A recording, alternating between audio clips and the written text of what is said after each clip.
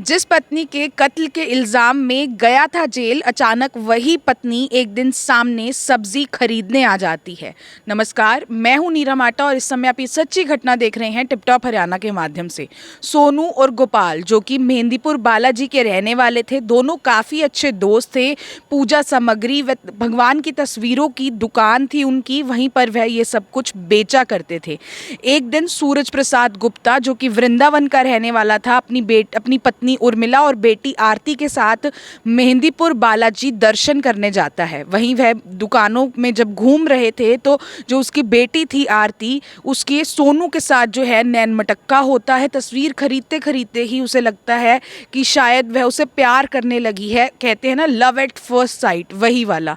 दोनों आपस में नंबर्स एक्सचेंज कर लेते हैं और उसके बाद आरती उससे बातचीत करना शुरू कर देती है। दोनों को प्यार होता है और एक दिन अचानक से आरती अपने घर से लापता हो जाती है।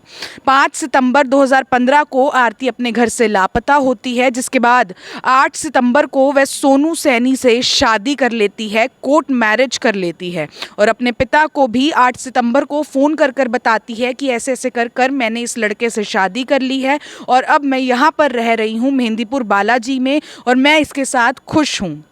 उसके बाद 8 दिन बीत जाते हैं, दोनों अच्छे से खुशी खुशी रह रहे थे, लेकिन 16 सितंबर के दिन एकदम से आरती सोनू के घर से भी गायब हो जाती है।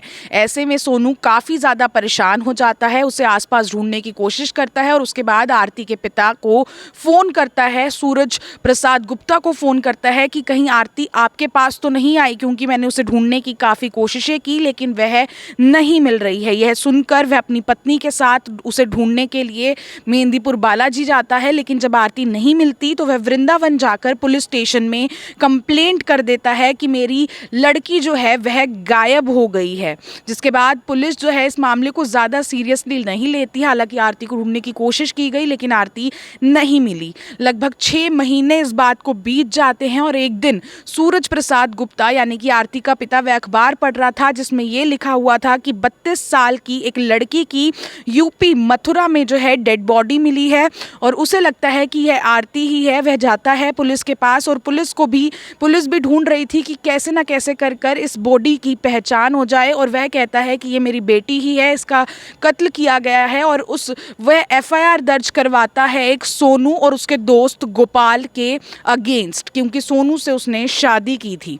पुलिस जो है सोनू और गोपाल को बालाजी से जो है पकड़ कर लेकर आती है और उसके बाद 3rd डिग्री टॉर्चर उन्हें किया जाता है। पहले वह मना करते हैं कि नहीं, हमने ऐसा कुछ भी नहीं किया, वो आई और एकदम से लापता हो गई, हमें नहीं पता ये मर्डर किसने किया है।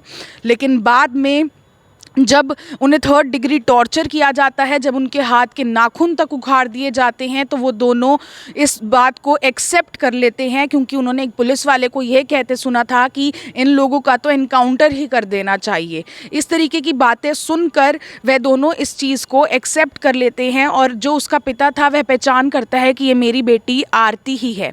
इसके बाद दोनों को जो है कोर्ट में पेश किया जाता है और कोर्ट द्वारा सज़ा भी सुनाई जाती है। लगभग 8 महीने के बाद जो गोपाल था वह बेल पर बाहर आ जाता है और उसके बाद सोनू की बेल होती है लगभग 18 महीनों के बाद। दोनों बाहर आ जाते हैं, लेकिन दोनों की परिस्थितियां बहुत ही ज़्यादा बदल चुकी थी जेल से बाहर आने के बाद। बाहर आकर सोनू देखता है कि उसके घर में तो उसके बहन भाई की सबकी शादियां हो चुकी थी और वो सबसे छोटा था और उसके साथ ये सब हो गया और कहीं ना कहीं समाज भी जो है अब उनका बहिष्कार करने लगा था। वह दोनों जहाँ पर भी काम करते थे उन्हें काम से हटा दिया गया था, कोई भी उन्हें काम नहीं दे रहा था, दर दर की ठोकरें दोनों खा रहे थे। लेकिन ऐसे ऐसे कर कर 7 साल बीत जाते हैं। दोनों की दोस्ती हालांकि और गहरी हो गई थी, क्योंकि दोनों के ही परिवार वाले उन्हें एक्सेप्ट करने को तैयार नहीं थे इस केस के बाद और कोई भी उनकी बात पे विश्वास भी नहीं करता था। एक दिन दोनों के पास एक उनकी दुकान पर ही जो है एक लड़का आता है। वो कहता है कि एक जगह पर मैंने तुम्हारी ही बीवी की शक्ल की एक औरत को देखा है जो कि सेम आरती के जैसी है। ये बात है लगभग 7 साल बाद दिसंबर 2022 की। विशाला गांव यूपी में जो है मैंने तुम्हारी पत्नी को देखा। एक लड़का आकर जब गोपाल और सोनू को ये बताता है तो वो दोनों हैरान रह जाते हैं। वो कहते हैं नहीं, ऐसा नहीं हो सकता क्योंकि उसे मरे 7 साल हो चुके हैं।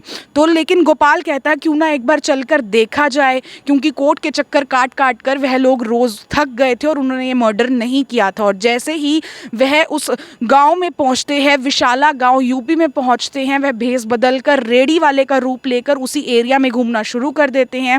और एक दिन फाइनली आरती बाहर आ जाती है और उनसे सब्जी के लिए मोल भाव करने लगती है। तब गोपाल कहता है कि देखा, ये तुम्हारी ही पत्नी है सोनू, ये आरती ही है। उसके बाद वह सीधा महेंद्रगढ़ पुलिस स्टेशन जाते हैं और पुलिस को ये सारा कुछ बताते हैं कि किस तरीके से जिसके कत्ल के इल्ज़ाम में हम लोगों ने सज़ा काटी, जिसके कत्ल के इल्ज़ाम की वजह से रोज़ रोज़ हम कोर्ट के चक्कर काट रहे हैं, वह महिला जिंदा है। पुलिस वाले उसकी बात पर यकीन नहीं करते और वो कहते हैं कि प्रूफ के बिना हम कुछ नहीं कर सकते। तो दोबारा से वह सरकारी एम्प्लॉय बनकर जो है उस घर में जाते हैं जहां पर फिलहाल आरती रह रही थी, और वहां जाके कहते हैं कि एक सरकारी स्कीम आई है शौचालय बनवाने के लिए, सरकार 2-2 लाख रुपए दे रही है, लेकिन जिसका लकी ड्रॉ निकलेगा उसी का ही, लेकिन उसके लिए आप लोगों को सारी इन्फॉर्मेशन देनी पड़ेगी। तो उस लड़की का जो ससुर यानी कि आरती का जो ससुर है वो बाहर आता है, सारे आइडेंटिटी प्रूफ्स देता है, जिससे ये साबित हो जाता है कि आरती ही है।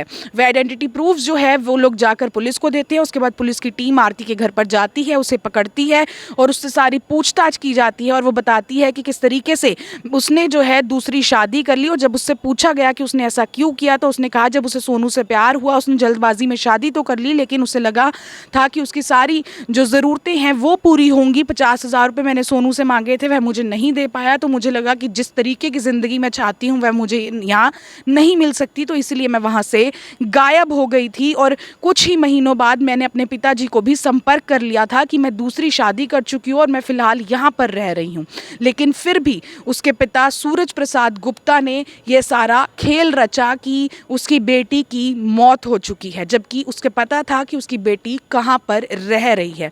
जब ये खबर जो है अखबारों के माध्यम से, सोशल मीडिया के माध्यम से प्रदेश में फैली तो लोग काफ़ी ज़्यादा हैरान रह गए और कहीं ना कहीं पुलिस पर भी सवाल ज़रूर करने लगे कि किस तरीके से पुलिस की इसमें जितनी ज़्यादा मतलब जितनी सख्ती से उन्होंने पूछताछ की थी, जिस तरीके से उन्होंने टॉर्चर किया था, जिसकी वजह से सोनू और गोपाल दोनों ने सज़ा काटी, उनकी ज़िंदगी ख़राब हो गई, उसमें पुलिस का कहीं ना कहीं काफ़ी बड़ा दोष ज़रूर है। आप लोगों की इस वीडियो पर क्या कुछ राय कमेंट सेक्शन में ज़रूर बताइएगा। कोई भी कहानी दिखाने का मकसद किसी की भावनाओं को ठेस पहुँचाना बिल्कुल भी नहीं है, बल्कि आप लोगों को जागरूक करना है, तो आप लोग भी सतर्क रहें। जय हिंद, जय भारत, नमस्कार।